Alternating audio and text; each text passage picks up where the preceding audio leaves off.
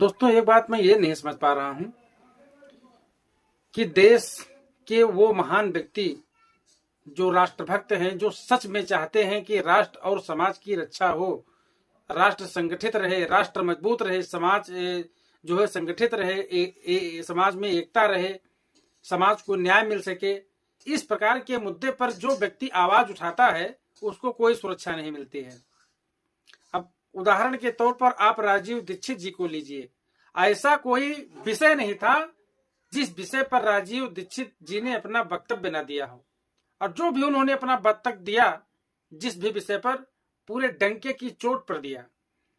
और इसी कारण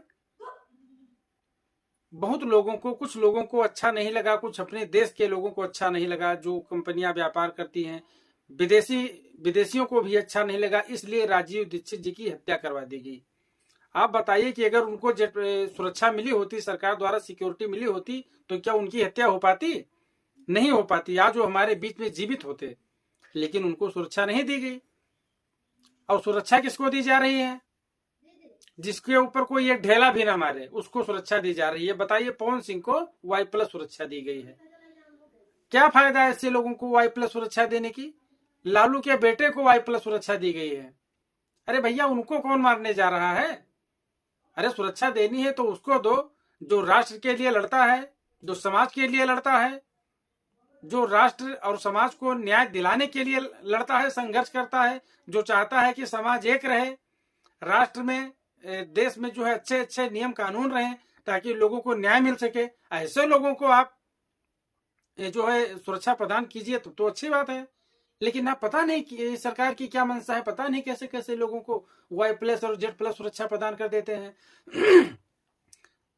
हमारे समझ से आज देश में दर्जनों व्यक्ति ऐसे हैं जिनको Y+ या Z+ सुरक्षा मिलनी चाहिए, जिनमें से 2-4 नाम मैं आपको बता देता हूं। जैसे माननीय श्री अश्विनी उपाध्याय जी, जो निरंतर प्रयास में रहते हैं कि ऐसे घटिया नियम कानून जो अंग्रेजों द्वारा बनाए गए हैं उनको खत्म किया जाए, रद्द किया जाए और नए नियम कानून लागू किया जाए ताकि समाज को जो है न्याय मिल सके, समाज में एकता बनी रहे।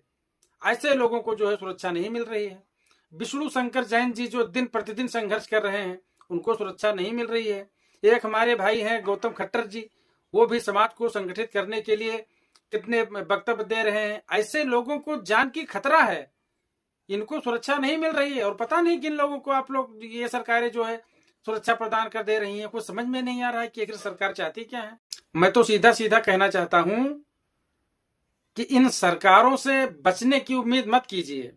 ये सरकार आपको, कोई भी सरकार, किसी की भी सरकार रहे, ये सरकारें आपको नहीं बचा पाएंगी। अगर आपको बचना है तो आप खुद सशक्त रहिए और अपने रक्षा और सुरक्षा के लिए खुद अपनी व्यवस्था कीजिए। नहीं तो ये नेता नहीं बचा पाएंगे। ये सबसे पहले नेता ही भागेंगे। अगर देश पर कोई संकट आएगा तो सबसे पहले नेता ही देश छोड़कर भाग जाएंगे, क्योंकि आपकी धन संपत्ति को इन नेताओं ने लूट लूट कर जमा कर रखा है। पैसा इनके पास है, ये प्लेन से शायद विदेश निकल जाएंगे। और मरेगा कौन? यहाँ देश की गरीब जनता। तो अब भी वक्त है, अब भी समय है। चुनाव जब आए तो आप ऐसे लोगों को मत दान कीजिए जो समाज के लिए लड़ाई लड़े, जो समाज के लिए संघर्ष करे। अगर इस प्रकार के उम्मीदवार कोई भी पार्टियां नहीं उतारती हैं तो मत तोड़ दीजिए। वोट डालने जाइए तो नोटा दबा दीजिए, लेकिन घटिया लोगों को वोट मत दीजिए। अब मैं तो देखता हूं कि अगर एक पार्टी छोटे मोटे चोर को टिकट दे दिया तो दूसरी पार्टी डकैत को टिकट देती है, तो तीसरी पार्टी बहुत बड़े हिस्ट्री सीटर को टिकट देती है, तो चौथी पार्टी सबसे बड़े माफिया को टिकट दे देती है। अब बताइए, ये कल्याण करेंगे? ऐसे चोर, डकैत, बलात्कारी और हिस्ट्री सीटर, माफिया ये नेता बन जाएंगे तो ये राष्ट्र और समाज का कल्याण करेंगे? अरे ये बेड़ा गर्क कर देंगे। इनके भरोसे मत बैठो। अपनी रक्षा और सुरक्षा के लिए खुद जो है अपनी व्यवस्था जो है व्यवस्थित कीजिए आप लोग। नहीं तो वही वाला हाल होगा जो पाकिस्तान और बांग्लादेश में हुआ था, वही वाला हाल होगा यहाँ पर भी।